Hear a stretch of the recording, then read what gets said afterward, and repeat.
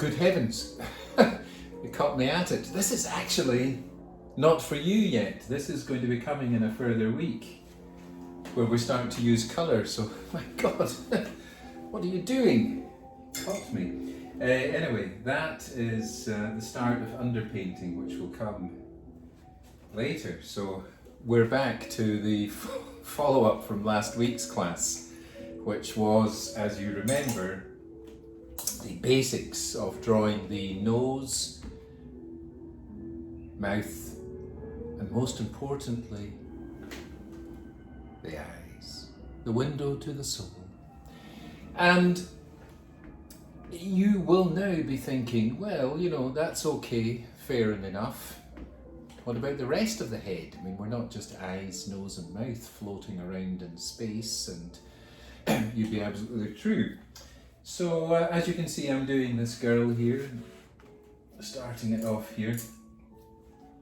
I'll use it as an example to start us going. So the proportions of the face, let's look at that. We can divide the head up into thirds. You can say from the top of the skull to the top of the brow is 1/3 of the face. And then from the top of the brow to the bottom of the nose is 1/3. And then from the bottom of the nose to the bottom of the chin is 1/3. And you can see she's classically 1/3, 1/3, 1/3. Let's try it with my old mug. 1/3, 1/3, 1/3, yes, voila. Let's try it with Aristotle here. God knows I've never tried this. So 1/3 from the top of the skull to the top of the eyebrow, yes. 1/3 from the top of the eyebrow to the bottom of the nose, yes. And 1/3, well, poor old Aristotle's got a beard, so God knows where his chin is, but let's say it's somewhere around there, so he is 1/3. And we'll look at the human skull. You can see it here. This is important to know about.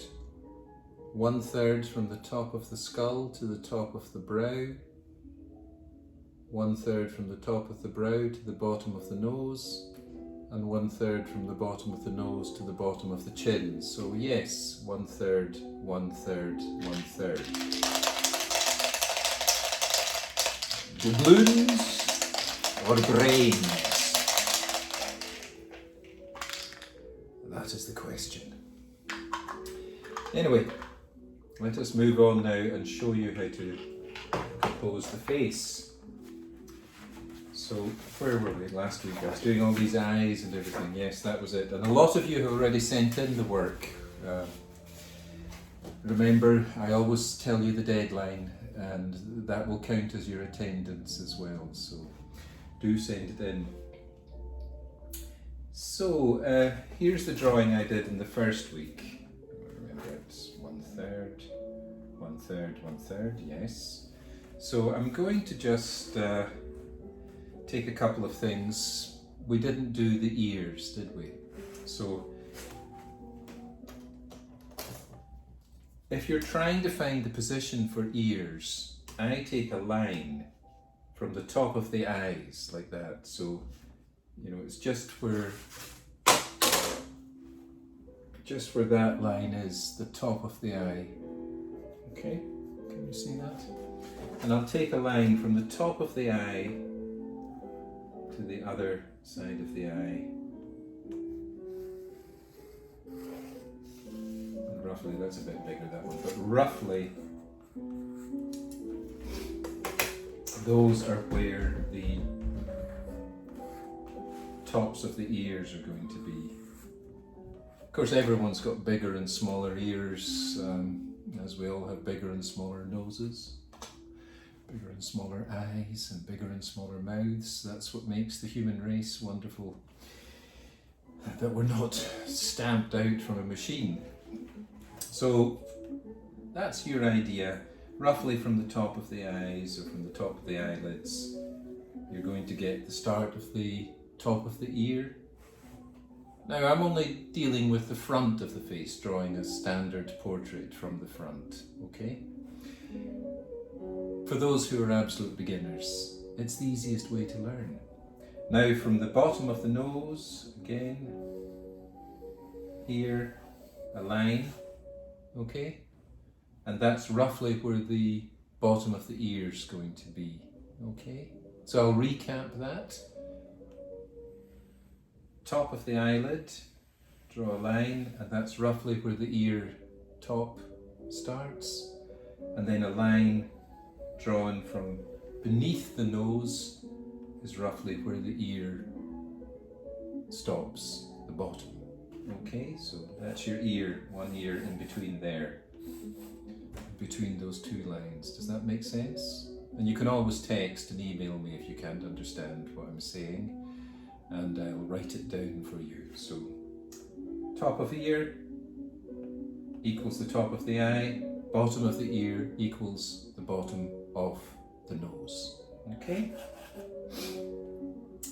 Right, now, when you are drawing the face, the cheeks are an ambiguous area of the face. You're going to be thinking to yourself, what are cheeks? You know, they're an amorphous kind of area of nothingness on the face, but actually you've heard of cheekbones.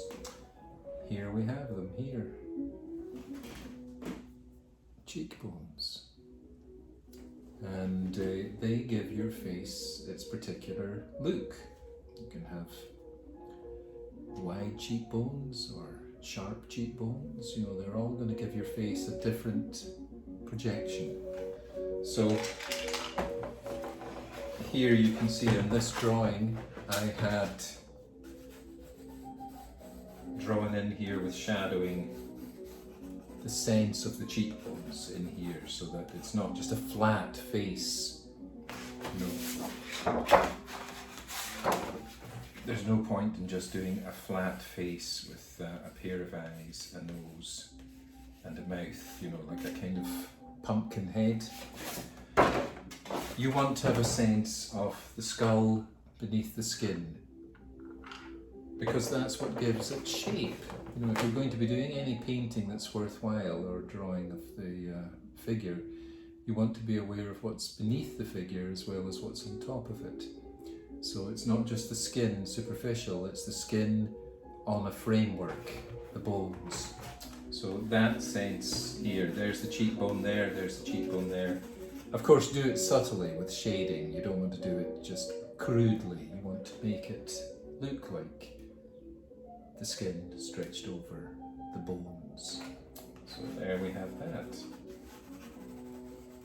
And from the side of the nose is a line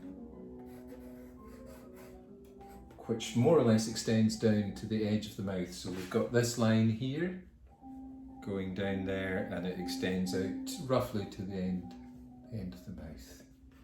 Okay, and that's defining your cheeks. Okay, so the neck, again, fat and thin necks, long and short necks. There are numerous necks. Let us take this rough face, which is going to be representative of roughly what human beings look like, and try and get where his neck's going to go. So I'm going to take a line that goes straight down, put the ruler on it so you can see it clearer. It's going to go straight down from the outer edge of the eye, like that. Okay, so the outer edge of the eye. I'll use a non-transparent ruler, it might be easier for you to see on the camera. So it's going to go from the outer edge of the eye straight down, okay? Outer edge of this eye, outer edge, this, and straight down. And in between those two lines, roughly is where a neck's going to be. As I said, all necks are different. We're doing a basic generalized head, so this is more or less where most features lurk around, and it's your job as an artist to make each drawing individual. thinner neck, fatter neck, whatever kind of neck that you have, put it in there. So, like that, like that. There's the neck in between. There's the ear there, there's the ear there. There's the cheekbones, there's the muscles.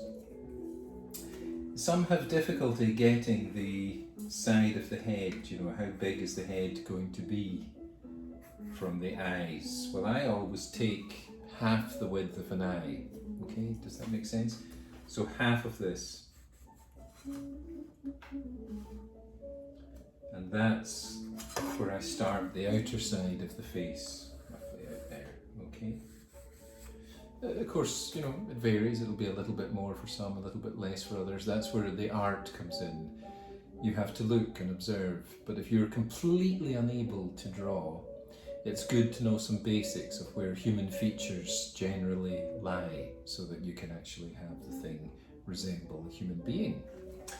So, half an eye, and then you've got that out there.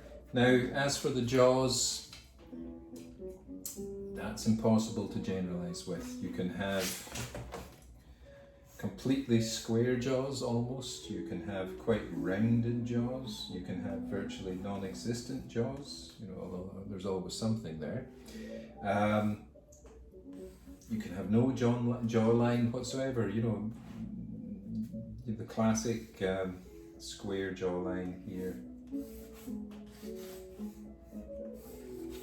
It's a kind of atomic man.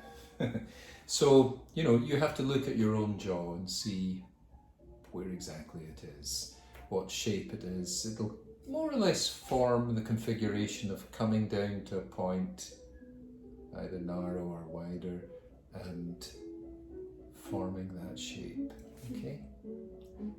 It's tricky, you know, because there's no kind of generalized rule of a jaw. It just has to be worked out, and you have to feel your way in by observation, looking, seeing, and sensitivity.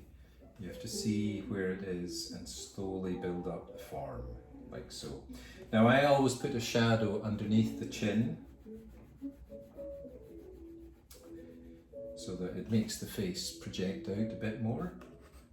Now, I did this drawing very quickly in the first week as a demonstration for you, so it's it's been well worked up on as a kind of presentation piece. Now, I always like to put a little bit of shoulder in, you know, and they're going to be somewhere down here.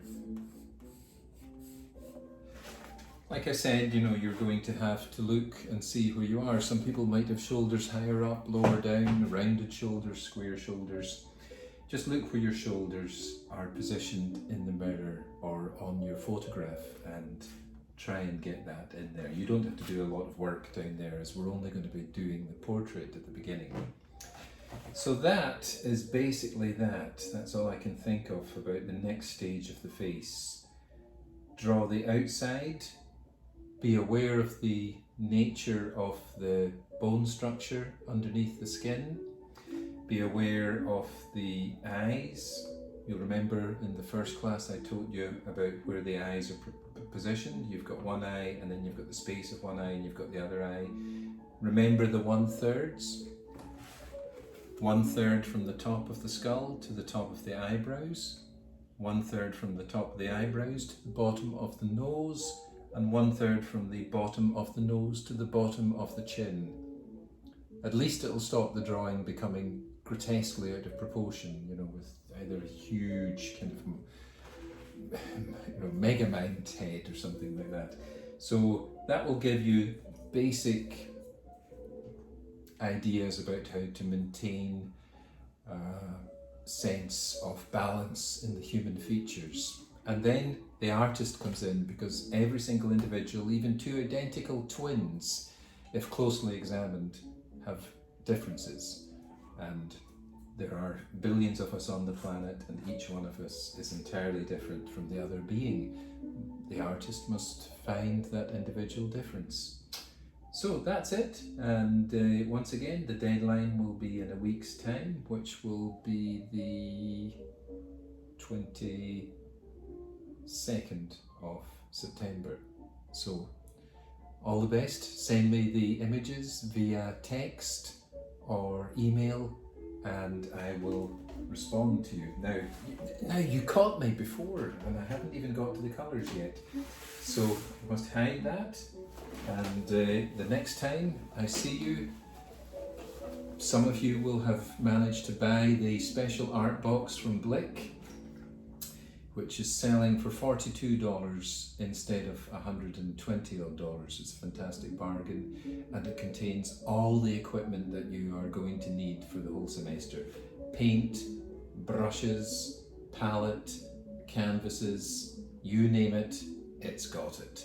So please avail yourself of that should you wish. It's the Blick, situated in Harlem beside the Apollo Theatre, and as I say, hopefully they should have that in by the 17th, but if there's any information, if it's delayed or anything, I'll contact you by email. Okay folks, wishing you a very, very pleasant week. Bye.